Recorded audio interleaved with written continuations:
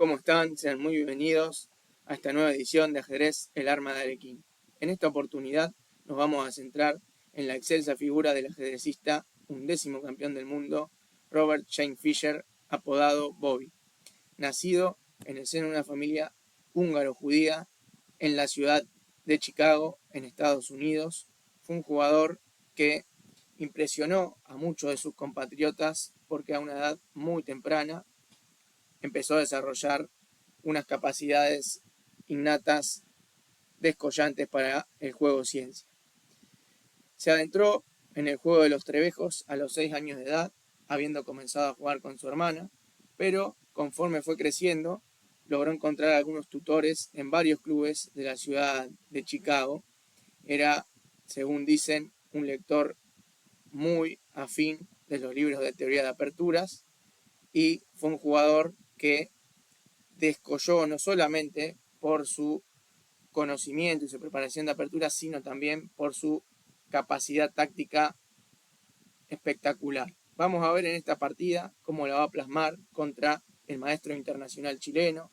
Cabe destacar también que Fischer fue un jugador que se condecoró campeón del mundo en el año 1972, venciendo nada más ni nada menos que al ex campeón mundial hasta aquel entonces, Boris Spassky, en un match de 21 partidas en el que resultó vencedor por 4 puntos de diferencia.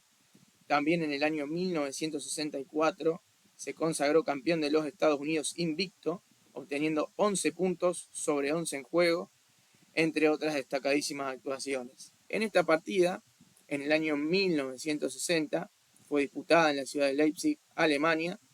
En la cuarta Olimpiada disputada en dicha ciudad, se enfrentaba, como acabábamos de mencionar anteriormente, al maestro internacional René Letelier. La partida comenzó de la siguiente manera.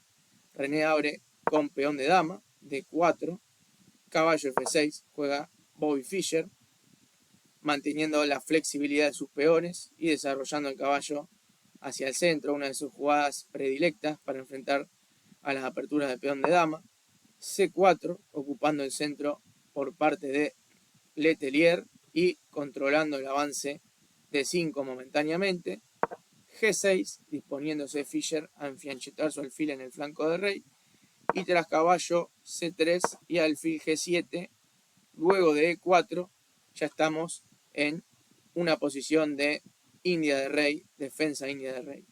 Enroque corto, y ahora sí vamos a ver que si bien los motores de análisis y el libro de aperturas considera la movida E5 que fue la realizada en esta partida una jugada completamente teórica y aceptable, vamos a ver cómo a largo plazo va a terminar esa cadena, ese centro de peones sobreexpandido, lo que va a permitir que Fischer contrarreste y dinamite ese centro mediante la ruptura D6, como vamos a ver a continuación. Sin embargo, para los amantes de las aperturas, vamos a ver que en esta posición lo más normal es jugar alfil E3. También hay otras posibilidades como caballo F3, la variante de los 4 peones mediante F4, alfil E2, H3, como ha optado a jugar en diversas ocasiones el gran maestro ruso Peter Svidler, entre otras. Pero, sin más, vamos a ir de lleno a lo que fue la partida. E5, Fischer retira su caballo a E8,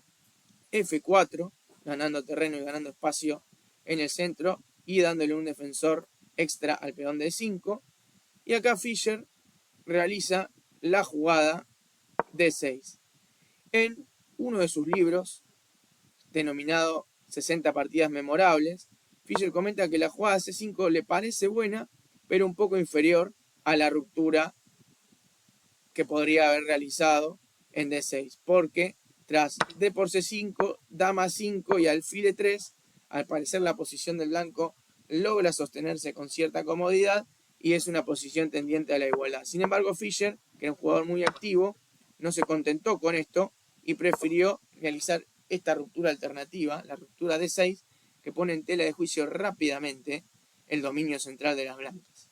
La partida continuó con el desarrollo del alfil a E3, sosteniendo el centro, y Fischer rápidamente realiza una segunda ruptura en C5 para tratar de abrir la diagonal para el alfil de G7 que va a tomar un rol preponderante en esa gran diagonal que va desde H8 hasta A1.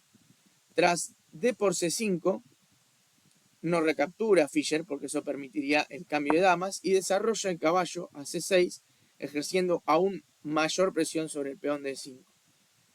Acá se podría haber jugado, comenta Fischer en sus 60 partidas memorables, la jugada caballo F3, que parecería ser un poco más resiliente, y tras alfil G4 y alfil E2, según sus comentarios, es una partida bastante equilibrada, bastante pareja.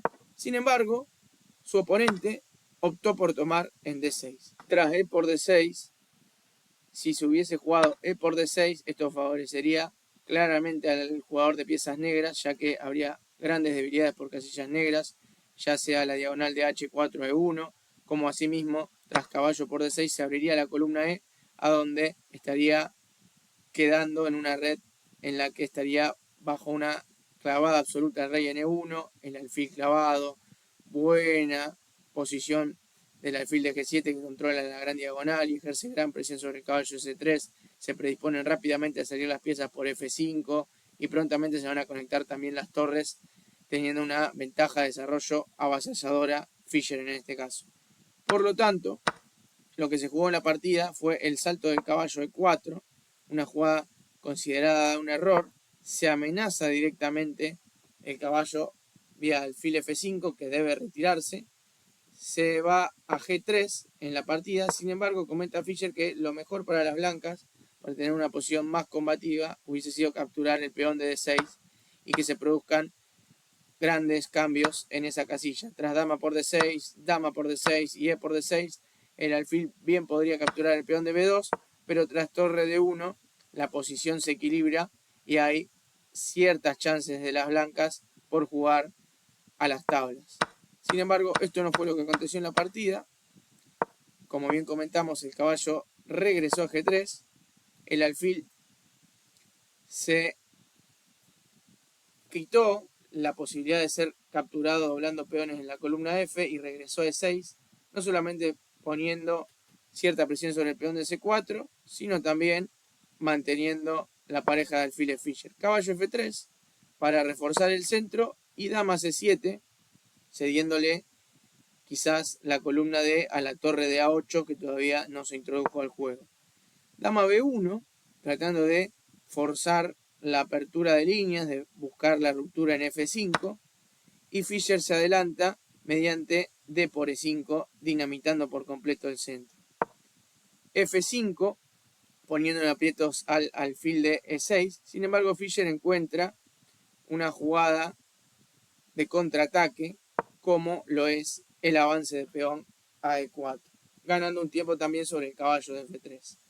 René toma en E6, pero ¿qué hubiese acontecido si tomaba en E4? Bueno, en esta variante Fischer dice que tras G por F5, si el caballo osa tomar el peón, existe el ataque doble con dama a 5 jaque, ganando la pieza, ya que tanto el alfil de 6 como la dama estarían atacando el caballo y previamente René debería tapar el jaque de algún modo, ya sea jugando alfil de 2 o caballo de 2 o bien retirando el rey, de modo que el caballo de F5 va a ser capturado y va a ser perdido en el acto.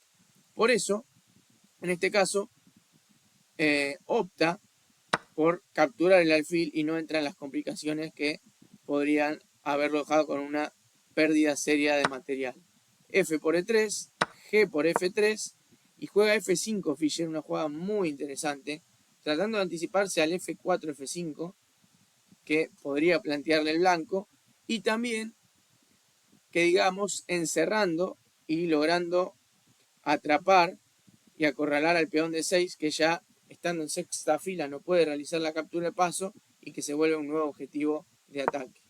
F4 fija y evita el ataque doble que podría haberse producido tras F4 por parte de las negras y el caballo ya se recicla vía F6 para mirar con buena cara los puestos de avanzada de las casillas G4 y E4.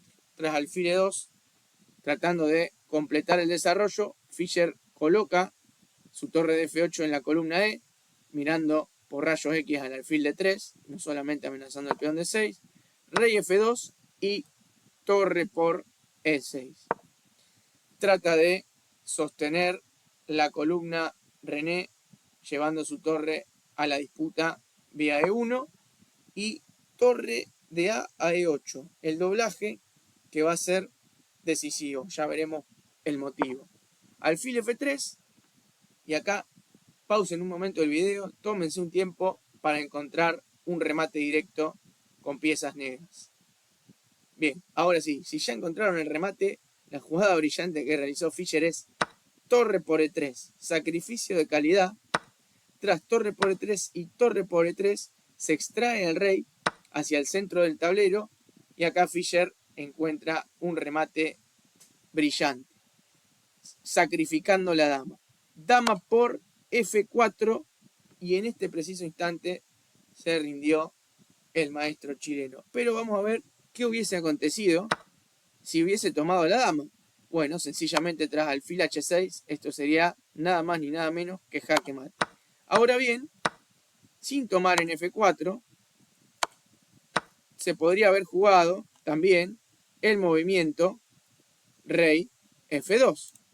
Si rey F2, acá hay una variante, una seguidilla, una consecución de jugadas que le otorga ventaja decisiva a las negras.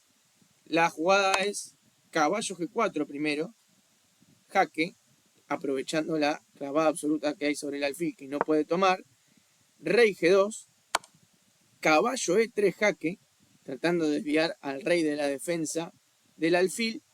Si el rey regresa a F2, caballo D4 jaque con ganancia de tiempo, viene, y una vez que se intenta defender el alfil con una jugada como por el estilo podría ser dama H1, caballo G4 termina de rematar la faena, ya que el rey debe desprenderse del alfil, y luego de caballo por F3, amenazando todo tipo de jaques a la descubierta, y habiendo ganado ya material, el blanco no tendría más remedio que abandonar la partida. Espero que les haya gustado este segundo episodio de los videos del arma de Alekhine y nos reencontramos en el próximo video.